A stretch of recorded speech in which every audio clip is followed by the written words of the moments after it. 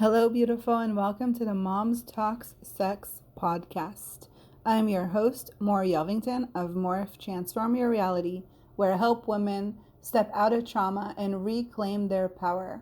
I'm so happy to have you here for this open conversation about moms, sex, motherhood, children, relationships, marriage, and everything in between. So grab your drink of choice and let's dive in. I want to talk to you about freedom. And what does it mean to be free? And do you feel like you can be free as you want to be in the life and the body that you have right now? So, this subject is coming up because yesterday we celebrated the 4th of July here in America, but it made me think a lot about freedom and what it feels like and what it looks like in our body. And in my own personal journey and growth, well, I've been going through a lot mentally in the last couple weeks and processing a lot of stuff that's been coming up for me and my body and my relationship with my husband. And all this relates and goes back to my childhood and to the experiences that I have been and have been working through. And if you've been following me for a while, you know by now that I've been working with women for over 18 years now, healing their body, releasing trauma and pain. And I do the same for myself. And what I realized was, and I've realized this before, but it was such a big awareness this week, and especially yesterday, because I had a session on myself. And what was really coming up is the awareness that everything that we do when it comes to our self-healing is layers. Have so many different layers of what we experience and what we are ready to process and let go of. And so sometimes when we're not aware of how much we're actually holding, it can feel very confined. And we can feel like we don't have that sense of freedom that we long to have. And what I mean by that is we have so many stuck emotions in our body, so many contracting beliefs in our mind that really make us disconnect from who we truly are and who we want to be. And the thing is that when we finally tune in to those places that we are hiding our emotions from our past and those limiting beliefs, we get the sense of freedom. We get the sense of ease. But so many of us aren't aware that we're even carrying this load, that we're harboring these energies, that we are like this vessel, and we are carrying it with us, on our body, around us. And this is very confining for us. And it is affecting how we interact with our children, how we interact with our relationships, with our partners. And if you start paying attention to those patterns, those voices in your head, those hints and little nuances that show up in your life, and actually put awareness and energy into noticing, what is it that's really reoccurring for you? What is it in your relationship that keeps coming up? What are those pain points that are triggered between you and your children?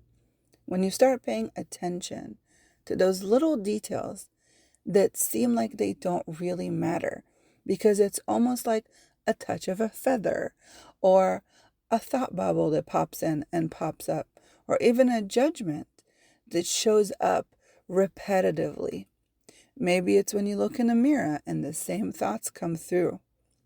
Maybe it's when you look at your body and the same judgments come through.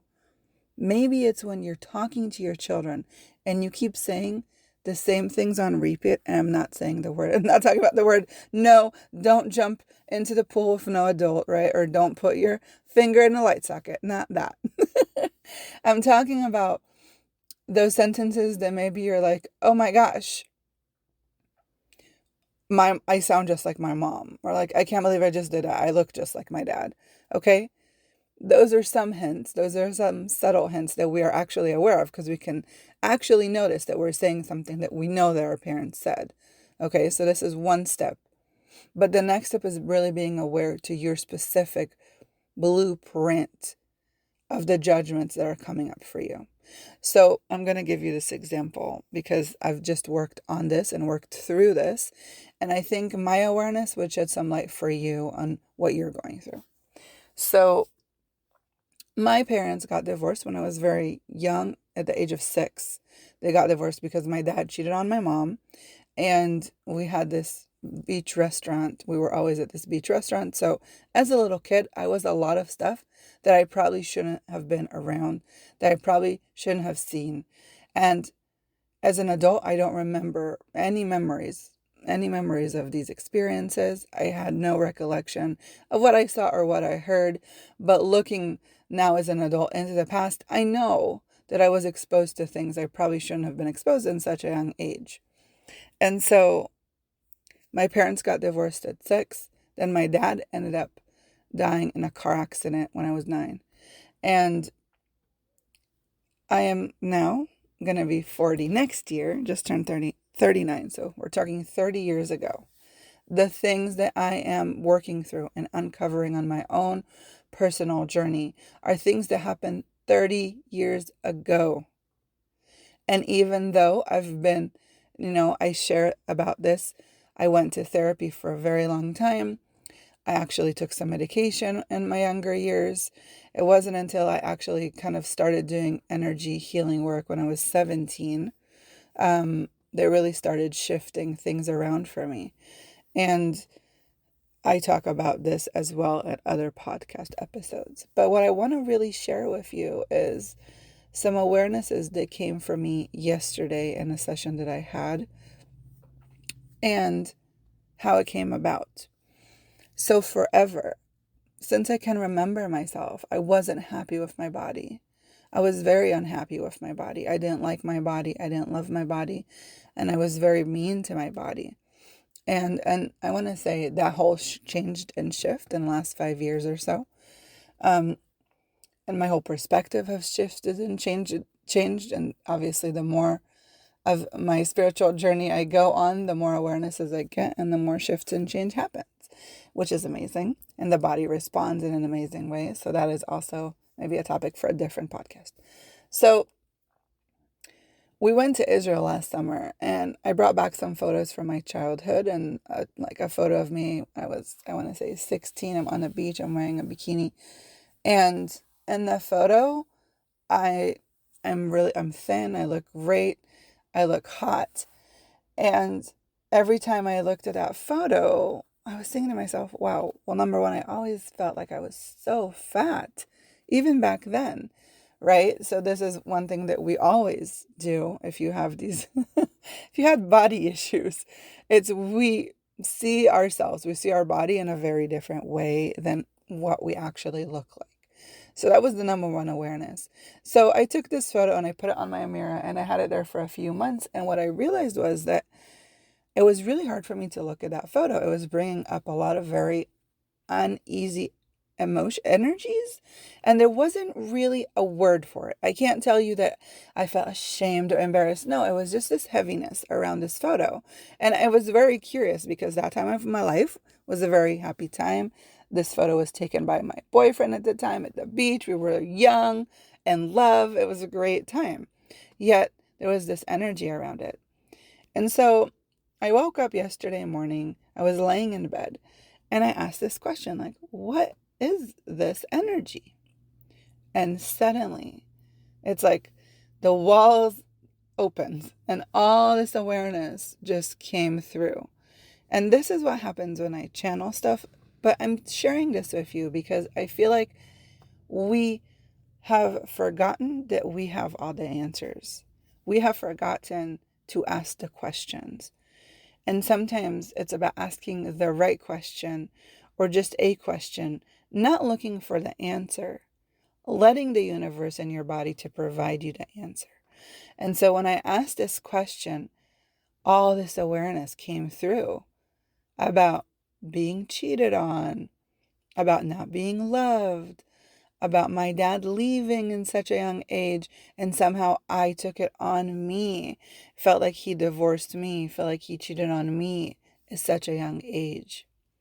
You see, so much of what I do in my work with women is we go in and we remove all these energy, all these blocks, all these emotions. We remove them for your body because they're very there and they're very present and they're affecting your relationship and your sexual relationship. Because, you know, have you ever done the language, the love language? I think I talked about this last episode. But there's the languages, the love languages. And to me, it was always touch. And, for me, I put so much effort and energy around, having a loving sexual relationship with my husband. And when I feel like we don't have enough sex that week or that month, it makes me feel like I'm not as loved or he's not desiring me as much. And I used to take it really personal. That was very hard for me. But what I realized was that even that love language that I attached to me came from what I saw growing up, came from the conclusions I made about relationships at a very young age. And so I'm curious, and I'm sharing this with you because I know if you're listening, something of what I'm saying to you right now is falling in and bringing awareness to you. And that's why I'm talking about it. I'm being vulnerable because I know that it might shed some light on the experiences that you've experienced and what you're dealing with right now in your life, in your relationships. And if there is a short circuit, right? If things aren't working through the way you want them to, if you don't seem to be speaking the same language as your partner, or you feel like you're unseen and unheard, it's because there's so many places inside of you that you are hiding, that you are harboring, that you are just not aware of. So by getting together, you can book a free consultation on my site. There's a link. There's the Pocket Therapy app that I've developed just for this reason, to give you the tools at any given time to process what's coming up for you and release it and let it go from your body so you don't have to carry the load anymore. This is a heavy load to carry, and it takes away your freedom. It takes away the ease. It keeps you confined. It keeps you closed. The more of these beliefs that I clear from my body, the more space and ease my body has to let its own truth and my own gifts and my own powers come in. And the most amazing part is the more that I release and shift and change in my body, the more everybody around me shifts and changes as well. I know sometimes we have this notion, this idea that we have to change the people that we love, that we need to control them. Sometimes we do this consciously and sometimes subconsciously. But the only thing we can really control is us, how we respond, how we react, and what we do to make ourselves better. And what we miss constantly is that the more we work on ourselves and the more we give ourselves the gift of self-care and soul care, the more of us can actually show up and the more help we can give the ones that we love. Thank you for listening to today's episode. If this was a contribution to you, please share, like, love, and comment. I would love to hear from you more, and make sure to follow us on Morph Healing. Have a wonderful rest of your day, and remember, you are here for a reason. I see you. Love, more.